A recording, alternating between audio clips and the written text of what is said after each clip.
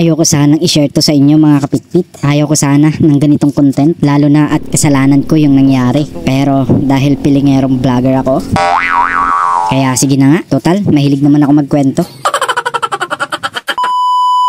Noong unang panahon nga, nung nakaraang Holy Week, napagpasyan ko nga umuwi sa aming probinsya upang makapagbakasyon naman at makapagnilay-nilay din sa darating na Biyernes Santo. Nagsimula nga ang lahat sa maayos at maaliwalas na biyahe. Maluwag nga ang kalsada, dala lamang ang lakas loob at positibong pagbiyahe.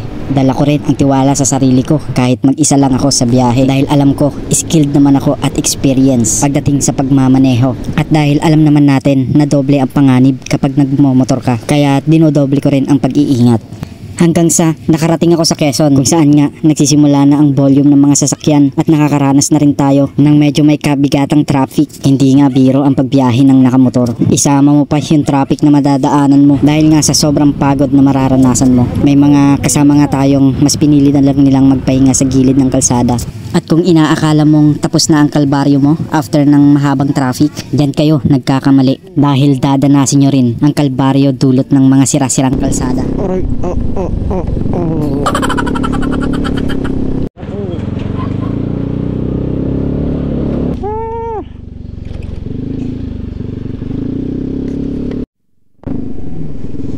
Dahil nga sa ewan ko ba kung kalsada pa ba kung tawagin yan. Ito nga yung natamo ng motor kong si Gulgul.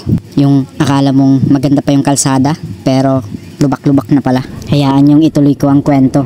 Dahil nga isa rin sa mga reason ng aking pag-uwi ay namiss ko naman talaga yung lugar namin sa probinsya. Kung saan namulat at lumaki ako. Mararanasan mo sa lugar na to ang tahimik at mapayapang pamumuhay. Oo, tama, malayo sa kagisnan. Pero malaya at mararamdaman mo ang totoong peace of mind. Welcome nga pala kayo sa Barangay San Vicente, kung saan ang mga babaeng dalaga dito ay lang iisog. Sa Tagalog ay malalambing. Eto nga pala ang lugar namin sa Bicol, kung saan magtanong lang kayo kung saan nakatira ang mga pagitpit. Kahit sa kabilang barangay pa yan, mahihiya ang ways ng Maynila.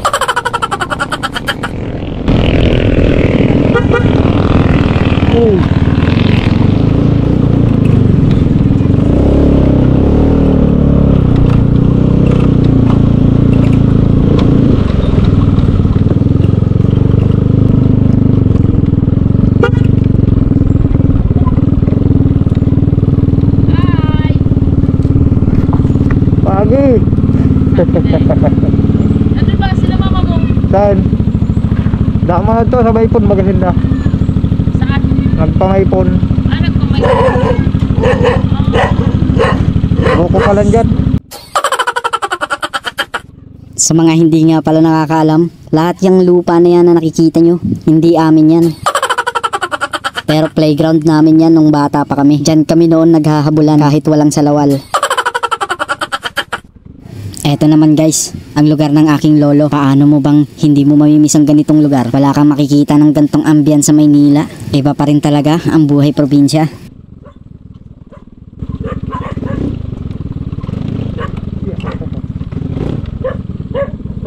Ay, salamat, nakarating din sa wakas. Ay, teka guys, inaantay nyo ba yung aksidenteng nangyari sa akin? Hayaan nyo na yun guys, samahan nyo na lang akong maligo. Yo guys, andito ko ngayon sa probinsya namin, sa Bicol namin. So, maliligo tayo ngayon. Samahan nyo ako, maliligo ako ngayon sa aming bulwang. Kita nyo yan? Doon ang bulwang namin.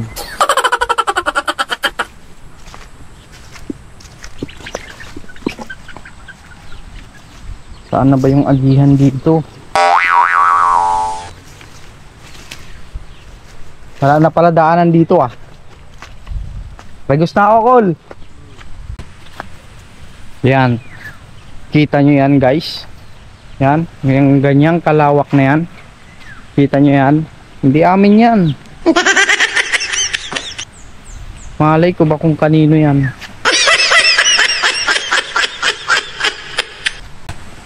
Papakita ko lang sa inyo guys. yung swimming pool sa Bicol namin. Yan. Ito ang swimming pool sa Bicol namin. Ang ganda, di ba? Natural yan. Walang halong kemikal.